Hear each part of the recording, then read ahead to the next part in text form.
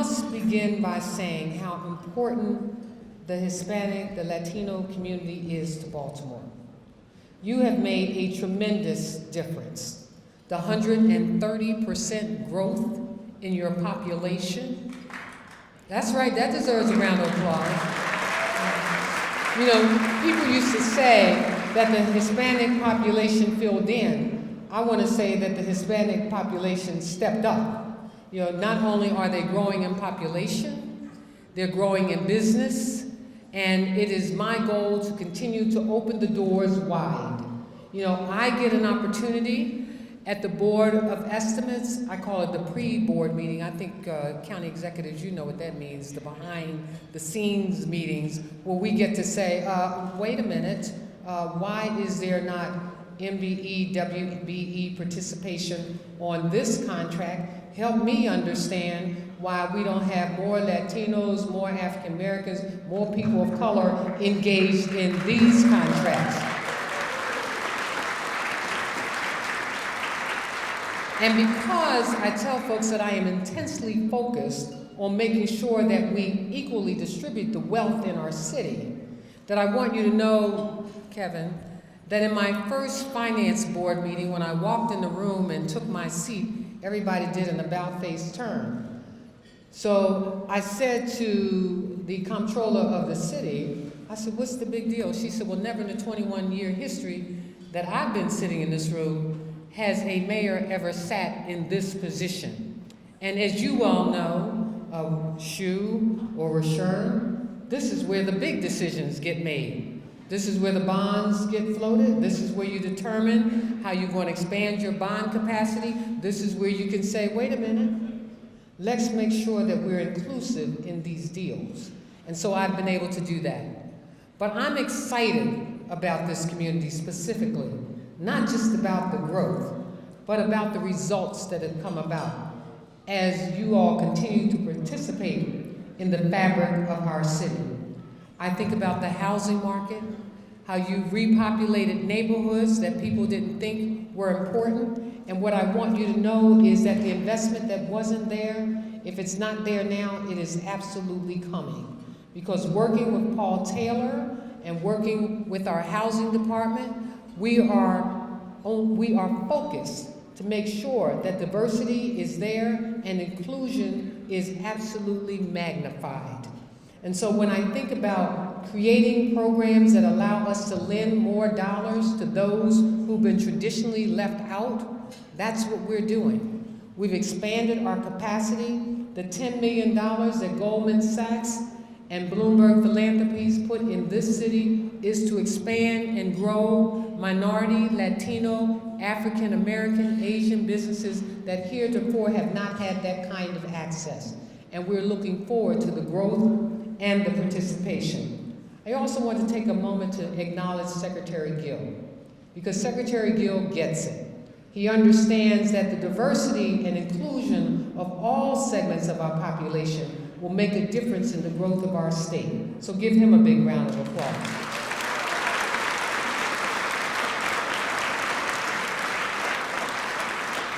And what I've said to the Secretary, our goal in Baltimore is to enhance economic tools to ensure businesses have access to entrepreneurial opportunities and have access to lending in vital order in order to help Baltimore to continue to thrive and to continue to grow. We must provide that access. And I'm so grateful to see Baltimore Gas and Electric here as one of your sponsors, because they too get it. You know, they understand how important it is to grow businesses. And what I've said, even in our own agencies, because we get to do this, you know, don't continue to just look down into your agencies. Look out. Bring folks in. Expand opportunities. Look at those contracts. And so what we've created in our own Department of Public Works is a training program. And I see more Latinos and more African Americans engaged in those opportunities, because the truth of the matter, and you all have experienced all of those water main breaks in the city, you know, while they may become inconvenient for you, there are billions of dollars of businesses that will materialize as a result, because we are under a federal mandate to fix those water main breaks. And so we need to have more companies and corporations learning those skills in terms of how you implement these contracts, participate in these contracts, and we want to make sure that you too take advantage of those. These businesses that we're talking about lending to also help to hire individuals in our communities. I tell folks, you know, it is better to look at how we grow small business in our city, in our communities, and stop looking for big foot businesses to come into our communities and change the landscape. We can do that. You know, you go over to our house in Remington and you see the incubators for creating and expanding small business restaurants. I said we should have those in every corner of our city. And the fact of the matter is that we have got to begin to look at the footprints of big retailers, because what we realize today is that, believe it or not, that's changing. Look at what's happening to Owens Mills, a whole shopping mall gone and rebuilding. You look at what's happening at Security Mall, where Sears is leaving, Anne Arundel Mills, where Neiman Marcus Outlet decided to close because retail is rethinking what its footprint is going to be in the future. And you know what that does? That creates the opportunity for small businesses to grow. And so as we begin to look at how do we change the retail fabric of our city, we're looking at investing in small, minority, Latino, African American businesses, Asians, and whites in our city that can change that landscape, because that is the future of retail as we continue to move forward. And so I want to say to you all that if there's technical assistance that you need, Paul Taylor, stand up. This is the man that you ought to be looking at.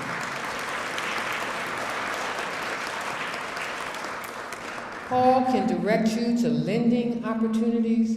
He can provide you with the technical assistance, because then we go to Mike Gill and we say, Mike, we need some more money at the state level so that Paul can be able to expand his capacity to do more for those in our communities. We know our city can grow because you all are helping to grow our city. But we want to continue to grow. And this is what I've said to the business community. I need you to continue to provide opportunities for people to live near where they work. If you look out of the window now, coming from New York to the south, and see what Johns Hopkins University has been able to do to change the look out of that window from boarded up houses to a new campus of brand new housing all over that part of the city.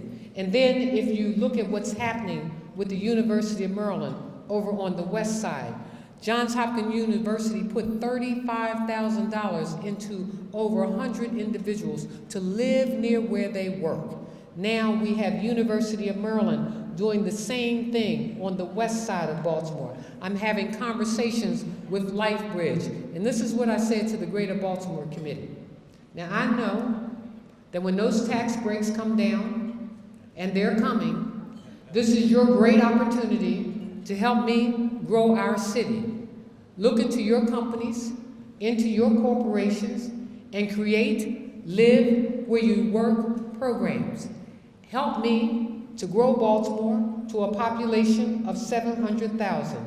And here's what I do. I commit to, if you grow this city to 700,000 people, I will reduce taxes to match our surrounding jurisdictions, because then I will be able to afford to do that. So help us grow our city.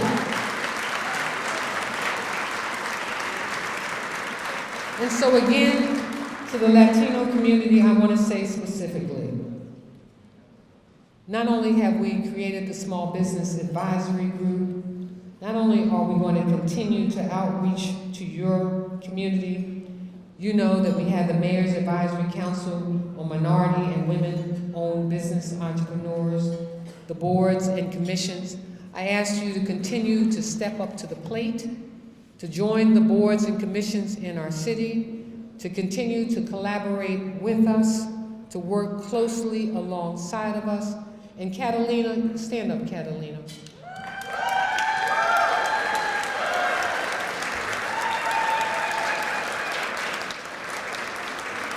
I cannot, oftentimes when people come into, especially executives, we come into positions and folks want to throw the baby out with the bathwater.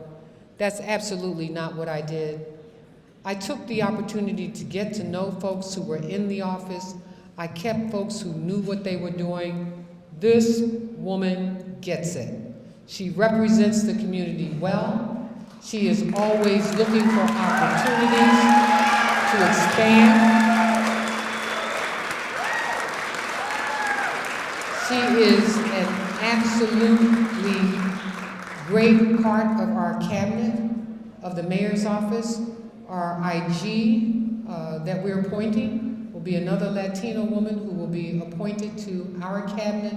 But I want you all to understand what a great role she plays. I mean, I don't even have to ask Catalina what to do. I don't even go looking for her every day, because what I do know is that she's out there working on behalf of your community, working on behalf of our city, doing everything she can to expand opportunities, to create opportunities, and what we say is, how do we engage? So we will continue to work with her, work for you, and work with you. And so again, let me congratulate you on such a great evening. But more importantly, let us continue to collaborate. Let us continue to work together. Let us push Baltimore forward. We are the greatest city in America. We will be the best city in the country with this kind of collaboration. Thank you for this opportunity to share.